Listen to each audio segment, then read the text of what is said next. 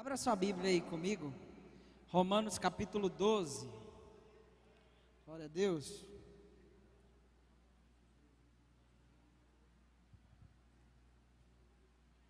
Romanos capítulo 12, é um texto muito conhecido, creio que todos nós já, quem não leu pelo menos já ouviu alguém lendo, amém? Todos acharam? Quem achou fala um glória a Deus, quem não achou fala misericórdia. Eita, ainda teve muita misericórdia. Mas amém, vamos lá. Romanos capítulo 12, a partir do versículo 1, fala assim: suplico-vos, pois irmãos, pelas misericórdias de Deus, de apresentardes os vossos corpos em sacrifício vivo, santo e agradável a Deus, que é o vosso culto racional. E não sede conformados com este mundo, mas sede transformados pela renovação da vossa mente, para que experimenteis qual é a boa, agradável e perfeita vontade de Deus. Pois eu digo, pela graça que me é dada, para todo mundo que está dentre vós, não pensei de si mesmo muito mais do que deveria pensar, senão que pense com sobriedade, assim como Deus tem dado a cada um uma medida de fé. Amém? Vamos orar novamente? Curva sua cabeça aí, vamos pedir para Deus trazer um entendimento para as nossas vidas. Senhor, no nome de Jesus, nós oramos mais uma vez, pedindo, Deus, para que o Senhor possa trazer o teu entendimento sobre as nossas vidas a respeito desse texto. Senhor, no nome de Jesus, que nós possamos ouvir a tua voz, aprender, Deus, com o nosso espírito, Deus, e colocarmos em prática tudo aquilo que nós ouvirmos, em nome de Jesus. Amém. Amém. A gente tem vivido numa época em que se fala muito de transformação, né? Toda vez que a gente escuta um pouquinho esse texto, a gente sempre escuta alguma palavra que vai falar sobre o segundo versículo, que é a transformação da vossa mente, né? Transformai-vos pela renovação da vossa mente. E nesse tempo atual a gente tem ouvido muito sobre isso. Mude o seu mindset, mude sua estrutura mental e tal, enfim, várias novas terminologias que falam na verdade a mesma coisa que a Bíblia já nos falou há 2000 anos atrás. E eu queria conversar um pouquinho com você sobre esses 3 versículos, algo que eu aprendi de Deus para esse tempo e que eu queria compartilhar com você também. Amém? E o texto dele começa falando assim, suplico-vos, pois irmãos, pelas misericórdias de Deus, de apresentardes os vossos corpos em sacrifício vivo, santo e agradável a Deus, que é o vosso culto racional. Esse primeiro versículo ele vai falar a respeito de um culto que a gente presta a Deus. Todas as vezes que a gente vem para um culto, às vezes a gente entende um pouquinho diferente. Um culto a Deus é algo que nós ofertamos a Deus, não algo que a gente vem apenas para receber algo de Deus. O recebimento de algo que vem de Deus, que muitas vezes vem atrás da palavra, ele vem como se fosse uma colheita daquilo que você ofertou. Por isso que geralmente nos nossos cultos a gente vai ter primeiro um momento de oração, depois um momento de louvor. Por quê? Porque nós estamos entregando a nossa adoração a Deus. E aí depois Deus vem e nos entrega um presente, uma palavra, algo de Deus para as nossas vidas. Mas um culto, a primeira coisa que a gente precisa entender é que é algo que eu oferto a Deus. E sabe o que muitas vezes a gente se pega pensando a respeito desse texto? Quando ele fala assim, oferecei os vossos corpos como um sacrifício. E aí a gente começa a lembrar lá do Velho Testamento, quando lá em Êxodo, Levítico, Números, que ele vai falar lá de todos aqueles sacrifícios, tu pega a gordura, coloca no altar tal, o sangue, o cordeiro, e aí faz o sacrifício. Então geralmente quando a gente vai pensar em sacrifício nesse texto, a gente pensa muito a respeito de morte. Ou é só eu que pensava isso? Era só eu não, né? Às vezes a gente pensa muito a respeito de morte. Mas Deus ele deixa algo muito claro para a gente, que é para nós apresentarmos os nossos corpos em sacrifício vivo. Ou seja, muitas vezes a gente fica pensando que aquilo que eu tenho que sacrificar a Deus é algo que vai, vamos dizer assim, que me custar muito, que vai custar algo como se fosse um sacrifício de morte. Ah, não, é eu abandonar determinada tipo de alimento, fazer um jejum de 1 ano e por aí vai. Então a gente tende a imaginar que esse sacrifício vivo que Deus quer, na verdade é algo que Ele quer tirar da nossa vida. Pode ser, amém. Mas quando Deus fala assim, olha, um sacrifício vivo, santo e agradável, eu entendo que Deus está falando assim, olha, que a sua vida seja como um sacrifício. E aí eu queria lhe mostrar que sacrifício não é algo que está morto. Sacrifício é algo que é puro, que é dado por outra coisa que não é. Todas as vezes que a gente via Deus falando lá com o povo a respeito de um sacrifício no Velho Testamento, Ele falava assim, olha, você vai pegar um cordeiro puro, e aí você vai sacrificar ele. E Ele falava assim, olha, se você não pegar naquele cordeiro e ele estiver impuro, o sacrifício não valeu. Então quando Deus traz para a gente algo que fala a respeito de sacrifício vivo, Ele está muito mais querendo dizer assim, olha, que o sacrifício vivo de vocês, ou seja, que a vida de vocês seja pura como um sacrifício. Então muitas vezes a gente, quando vai ler esse texto, a gente já pensa logo naquilo que eu vou ter que abrir mão. Ah, eu vou ter que abrir mão disso, daquele outro. Mas eu queria que você entendesse nessa noite, que quando Deus fala isso, Ele também fala a respeito de uma vida de pureza. Uma vida de pureza, santa e agradável a Deus. Um sacrifício para ele ser agradável a Deus, ele precisa estar puro. Então a primeira coisa que nós entendemos aqui é que nós precisamos ter uma vida santa, pura. E aí ele termina com um texto muito fantástico que fala assim, que é o vosso culto racional.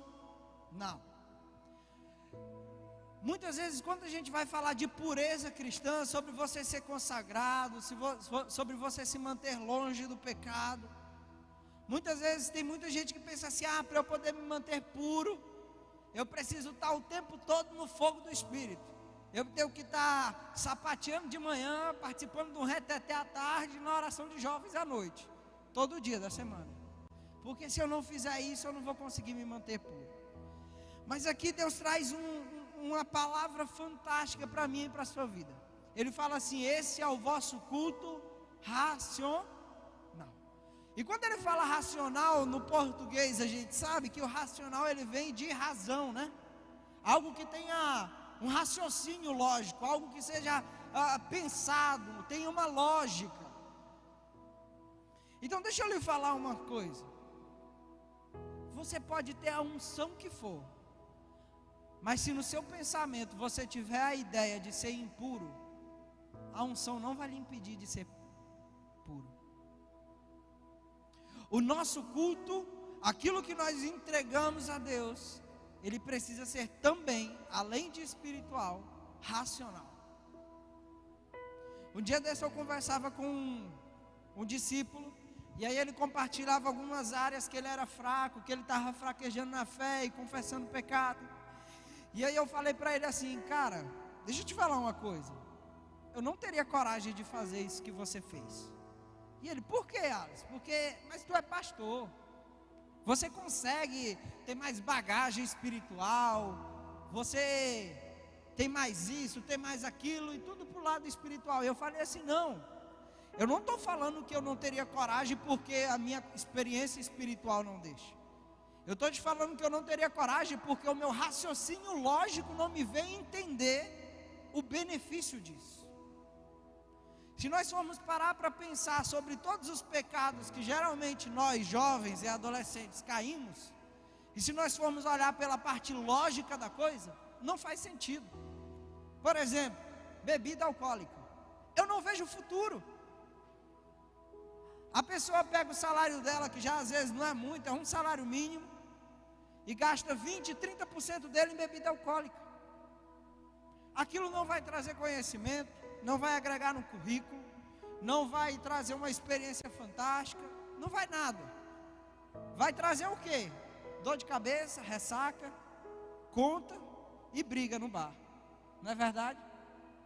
Eu não vou nem perguntar quem é que já brigou em bar.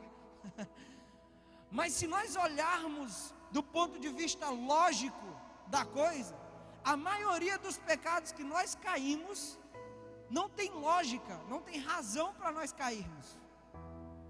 Por quê? Porque nós mais perdemos do que ganhamos. Nós perdemos dinheiro, nós perdemos equilíbrio emocional. Eu vou sair ficando com as meninas tudinho por aí, eu vou sair ficando com os meninos tudinho por aí. Vai perder equilíbrio emocional, vai se transformar numa pessoa desiludida, com experiências negativas nos relacionamentos. E aí depois vai perder confiança. E às vezes se envolve com pessoas que, como os novos nomes falam, relacionamentos tóxicos.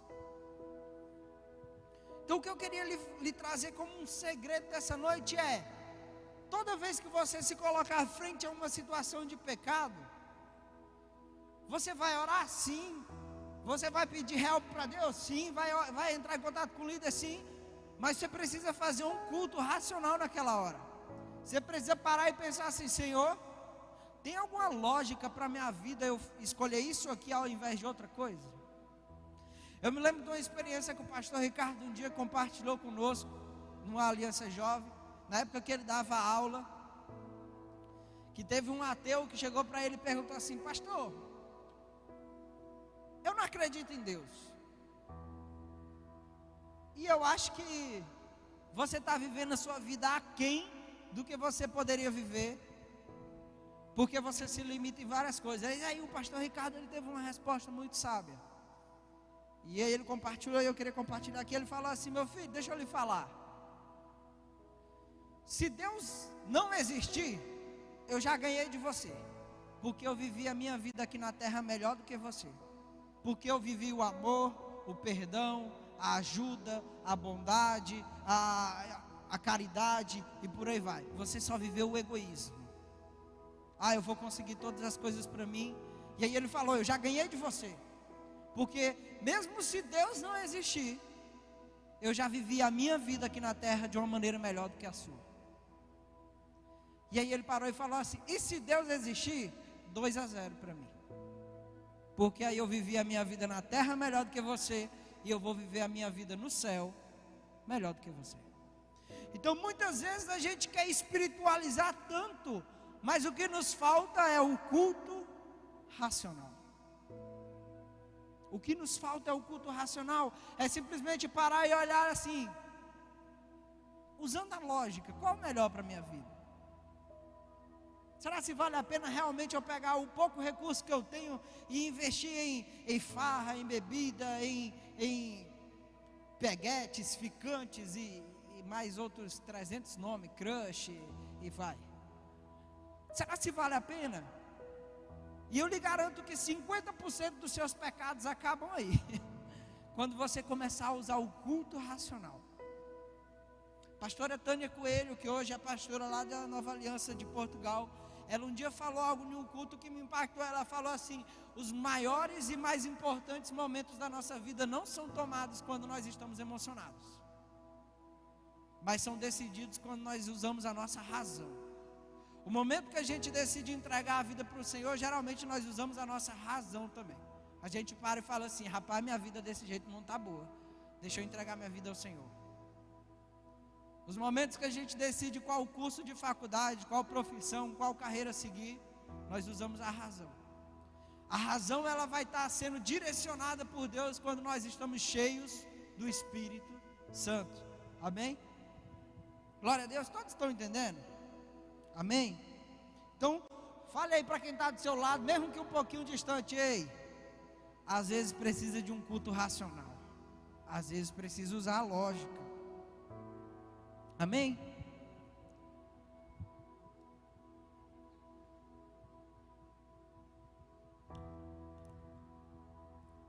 Quase que mordeu aqui a garrafa.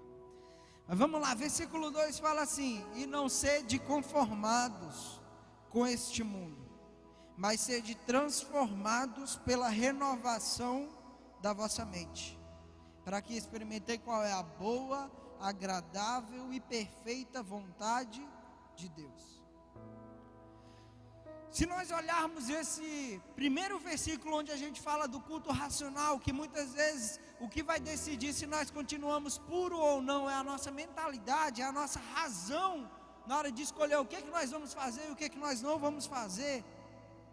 O versículo 2 ele continua falando assim: olha, e de acordo com essa razão que vocês vão usar para viver, não se conformem com o mundo.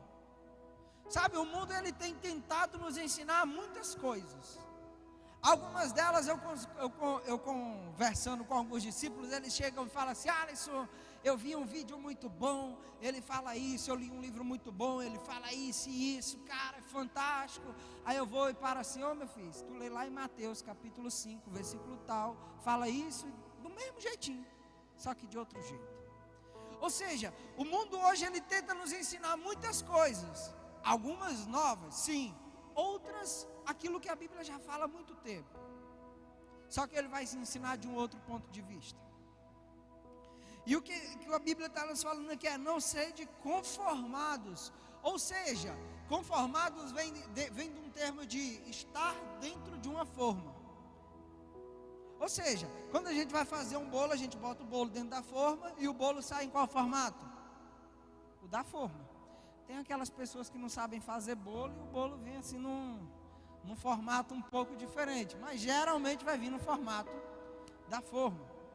Então esse texto ele vai falar assim: olha, não sejam conformados, ou seja, não sejam de acordo com a forma que o mundo vos dá. Por quê? Porque hoje muitas coisas do que o mundo ensina são bíblicas, mas fora do equilíbrio. Por exemplo, a galera fala assim: olha, ganhe dinheiro, isso é bíblico? É. A palavra de Deus fala que todo trabalhador é digno do seu salário. Isso é bíblico. Mas isso começa a se transformar em prejuízo quando a pessoa passa a viver apenas em função disso. Então, muito daquilo que o mundo nos ensina, muitas vezes é bíblico, só que com um exagero. Ou às vezes não é bíblico, está totalmente contra. E aí muitas vezes a gente está se colocando ali naquela forma que o mundo traz para a gente. A gente começa não, parece que isso aqui é mais interessante do que aquilo que eu tenho aprendido. Parece que dessa maneira aqui minha vida vai ter mais sucesso do que daquela outra. Um dia desse chegou um amigo meu aqui na igreja, amigo de longa data, muito tempo atrás, está distante um pouco dos caminhos do Senhor. E ele chegou e sentou ali na última fileira. E aí quando eu vi ele chegando, eu deixei passar o louvor. No final do louvor eu fui lá cumprimentar ele e tal. E aí, conversa vai, conversa vem. E ele me falou uma frase que eu falei assim: cara, que frase forte. Ele falou assim: Alisson, que bom que você nunca se distanciou, porque eu nunca vi algo tão difícil quanto voltar para aquilo que você sabe que tem que voltar. O que ele estava me falando assim: Alisson, fica aí onde tu está, porque eu saí dessa forma, fui para a forma do mundo, e agora parece que para voltar para a forma de Deus é um pouquinho mais complicado, parece que é mais difícil, parece que seu corpo parece que criou raízes em outra forma, parece que o bolo grudou, aí você vai tentar desmontar, fica metade lá e metade sai. Então muitas vezes a gente está aqui ouvindo aquilo que a Bíblia fala, lendo aquilo que a Bíblia fala, mas a outra parte da gente está aqui se moldando nos padrões do mundo, na forma do mundo. E a gente tem que ter cuidado com isso. A Bíblia fala: não sede conformados. E ela continua falando assim: mas sede transformados pela renovação da vossa mente. E aqui eu queria falar de algo importante. Hoje a gente vive a era do conhecimento, não é verdade? Quem aqui concorda? Para onde você vai tem vídeo de conteúdo, tem áudio de conteúdo, tem livro, tem isso, tem aquilo, é e-book, é blog, é vlog, é muita coisa. Mas sabe o que eu, Alisson, percebo? Eu posso estar errado, mas eu percebo muito mais debate do que aplicabilidade. Quando eu fazia faculdade, eu sempre tive algo para mim, posso também estar errado, mas eu sempre gostei de professores que tinham, minha área é administração, então eu sempre gostei de professores que tinham experiência de mercado. Eu não me agradava muito apenas de professores de carreira, só tinham sido professores. Por quê? Porque eu não via muita aplicabilidade. A pessoa falava algo ali, eu parava e falava assim, rapaz, isso aí não dá para colocar em prática não. Agora, na outra aula, vi um outro professor que tinha experiência de mercado, aí ele falava assim, olha, a teoria fala isso, isso e isso, mas quando a gente vai colocar em prática, a gente tem que fazer dessa forma, e aí eu conseguia ver a aplicabilidade. E hoje, muito daquilo que a gente tem de transformação da mente, que o mundo traz, é debate por cima de debate. Se você for para qualquer outra palestra dos temas emergentes que a gente vê, um dia eu fui para uma palestra em São Luís, e aí lá o cara, ele falava praticamente a mesma frase a cada 2 minutos. A gente tem que discutir isso. A gente tem que discutir isso, a gente tem que discutir isso, tem que discutir. E eu ficava dentro de mim, revoltado, rapaz, discutir não, tem que começar a aplicar. A gente já discute muita coisa e aplica pouco. Quantas rodas de conversa a gente já participou discutindo coisa da Bíblia e prática nada? Quantos posts do Instagram a gente já foi lá nos comentários, analisar aquelas 2.500 posts, um respondendo o outro, rebatendo, é porque esse é melhor e aquele é melhor. E eu fico lendo e eu, rapaz, cadê a aplicabilidade disso? Não aparece umzinho para falar assim, eu fiz assim. É só eu acho, eu penso, e vai, e ninguém coloca nada em prática.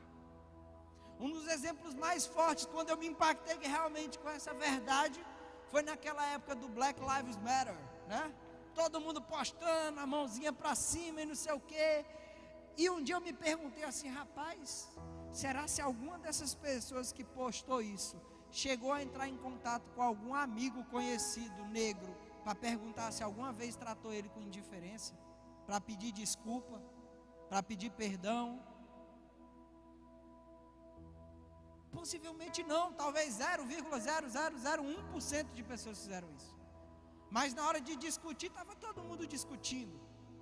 E o que eu quero falar com isso?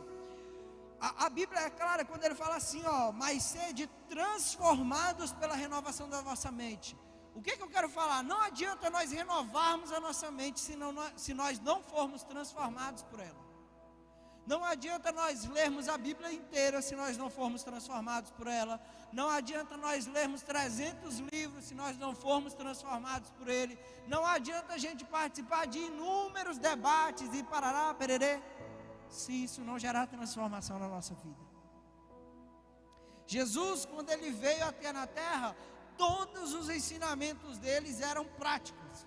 Ele falava as parábolas lá das 10 virgens, ele falava a parábola das moedas, do filho pródigo, e no final ele falava assim, olha, aquilo que eu lhe ensinei, a prática dela é assim, vai chegar o tempo em que você vai ter que ter óleo na sua lamparina, porque se não tiver óleo, o noivo vai chegar e você vai ficar. Jesus, ele ensinava, mas ele trazia a prática. Ele ensinava e trazia a prática. Nós precisamos pensar na prática. Para que experimenteis qual é a boa, agradável e perfeita vontade de Deus. O que esse texto está falando para a gente? Não adianta nós renovarmos a nossa mente. Se nós apenas renovarmos, nós não vamos experimentar a boa, agradável e perfeita vontade de Deus. Agora nós vamos começar a experimentar essa boa, agradável e perfeita vontade de Deus quando nós nos transformarmos por aquilo que a gente renovou a nossa mente. Amém? Então, à medida que a gente começar a mudar as nossas atitudes, mudar as nossas ações, aí sim, nós vamos começar a experimentar a boa e agradável, perfeita vontade de Deus. Mas o que tem acontecido?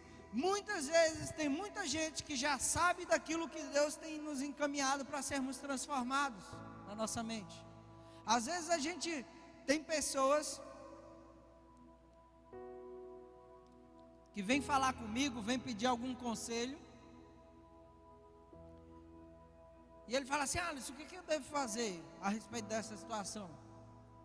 E eu vejo que a situação é tão, vamos falar assim, óbvia, que eu só faço assim: o que tu acha que tem que fazer? E o que vocês acreditam que ele responde? Ele responde justamente aquilo que tem que fazer. Alisson, o que tu acha? Eu estou sentindo de Deus de orar mais. Gente, ore. Amém. A palavra de Deus fala orar. Alisson, eu estou sentindo de Deus para eu jejuar. Amém. Jejue. A resposta é óbvia. Transforme, não só renove. Alisson, eu estou sentindo de Deus de terminar aquele meu namoro que eu tenho pecado tanto. Alisson, é mão aqui, é mão acolá, mão aqui, mão acolá. A Bíblia já fala, se a mão te faz pecar, arranca e joga fora. É melhor arrancar o namorado do que a mão. Não é verdade?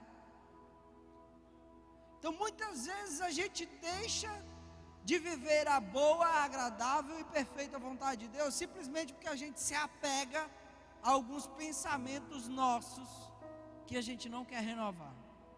Muitas vezes a gente já sabe aquilo que Deus está nos ensinando, mas a gente não tem coragem de transformar todo esse conhecimento em atitude. E aí a gente chega lá, chega o jovem lá no pastor Bruno: pastor, é porque não dá, pastor, nada dá certo. Às vezes a gente precisa transformar em atitude, para nós conhecermos a boa, perfeita e agradável vontade de Deus. E o versículo 3 fala assim: pois eu digo, pela graça que me é dada, para todo mundo que está dentre vós, não pense de si mesmo muito do que não pense de si mesmo muito do que deveria pensar. Muito mais do que deveria pensar. O que esse texto está falando? Ele nos ensina a respeito de algo que a nossa geração tem falhado muito. E quando eu falo disso, eu me incluo. Hoje em dia, como a gente comentou, é a era do conhecimento. Todo mundo quer saber de algo. E a Bíblia, há 2000 anos atrás, nos ensinou esse texto, que geralmente a gente não lê o versículo 3. A gente para no 2, né?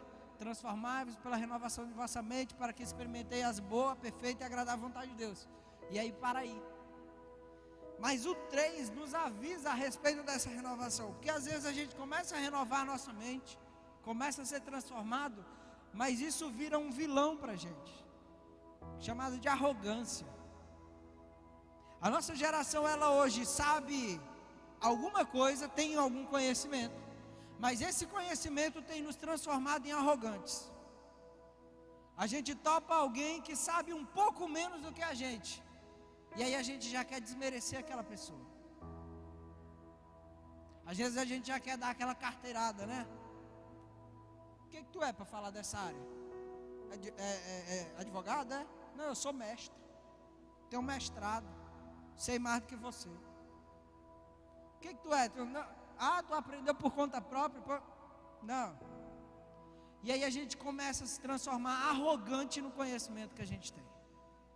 A gente começa a repudiar as pessoas, a minimizar as pessoas, porque nós julgamos que temos mais conhecimento do que ela, porque nós julgamos que a nossa mente está mais transformada, mais renovada do que ela. E aí às vezes a gente vai para as redes sociais, é só isso que tem. Quem é você para falar isso? A minha ideia é melhor, aquela é melhor, isso é melhor. Só arrotando arrogância. Mas a Bíblia já nos ensina: não pense de si mesmo muito mais do que deveria pensar. Por mais que nós tenhamos conhecimento, nós não podemos nos achar melhores do que todos os outros.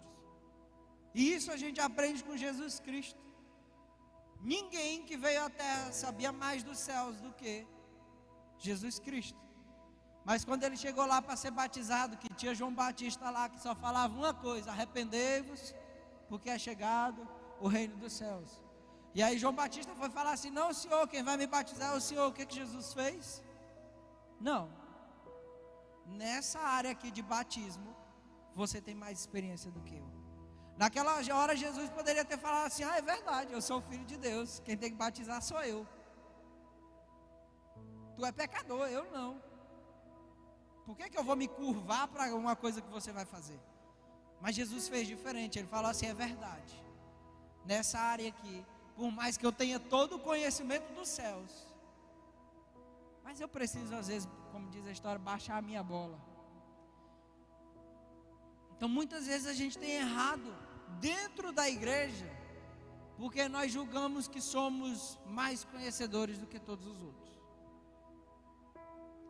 Nós julgamos que a nossa maneira de interpretar a Bíblia é melhor. Ah, pastor, é porque isso não é pecado. A Bíblia fala isso, mas não desse jeito.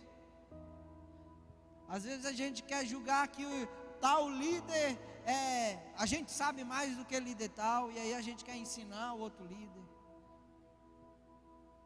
Isso é arrogância, uma arrogância disfarçada.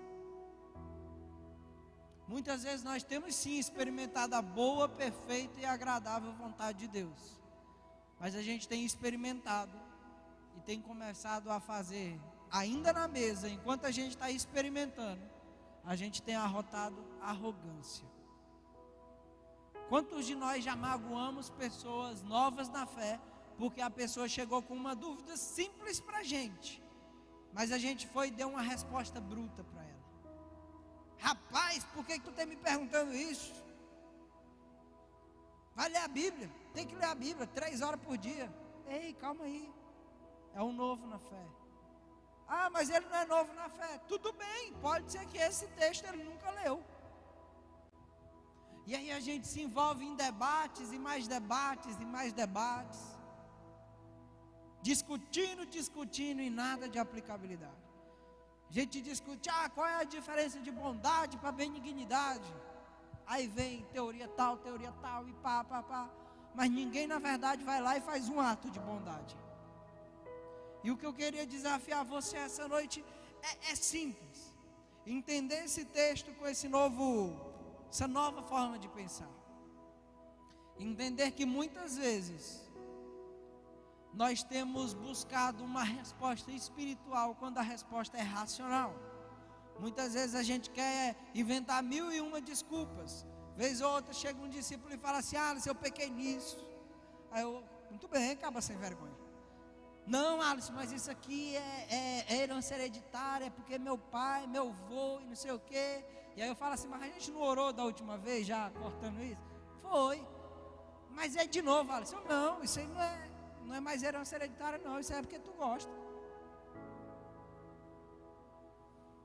Teve um dia não era discípulo, mas um conhecido chegou em mim: Alisson, estou me sentindo triste, caí, tive relação com minha namorada, o diabo tentou. Eu falei assim: o diabo tentou? Aí para descobrir você faz uma pergunta esperta só assim: mas deixa eu te perguntar, ela está correndo risco de estar grávida? Não, Alisson, não está não, a gente usou preservativo. Como assim? O diabo tentou na hora, mas tu estava com preservativo no bolso? Então o diabo não tentou, tu planejou o negócio. Passou na farmácia primeiro, foi lá, e aí depois fez aquele negócio. Ou seja, está querendo colocar um motivo espiritual para algo que é racional. A pessoa escolheu pecar, a pessoa pensou, arquitetou, foi lá, fez, e aí depois quer botar a culpa no cão. O cão às vezes é inocente. Mas precisamos entender que para nós nos mantermos puros, nós precisamos ter pureza aqui. Não adianta a gente orar: Senhor, me dá pureza, Senhor, me faz santo como o Senhor, mas só conversa besteira nos grupos de WhatsApp, só vê besteira no Instagram, reúne com as meninas só para falar dos meninos, como diz a história, né? Os meninos só se reúnem para ficar mostrando as fotos das meninas no Instagram. Essa daqui é bonita. Aí depois não quer cair, está ali jogando gasolina, e gasolina está cara. para nós termos uma vida de pureza, nós precisamos ter pureza aqui também. E a mais, se nós quisermos viver a boa, perfeita e agradável vontade de Deus, nós precisamos também transformar todo o conhecimento que nós temos em aplicação. Eu sei que você já leu a Bíblia, Deus já falou algo fantástico com você. É impossível você não ler a Bíblia, você ler a Bíblia e Deus não lhe falar nada. É impossível, Deus vai lhe falar alguma coisa. O que nós precisamos fazer é simplesmente fazer aquilo que nós lemos. Muito de Deus, a nossa vida ainda não está no nível tão bom como a gente deseja, porque a gente tem muito receio de colocar em prática aquilo que a gente aprende aqui.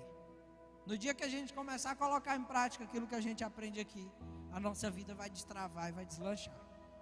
E o outro ensinamento, para resumir, não é porque nós sabemos algo que nós precisamos ser arrogantes e orgulhosos.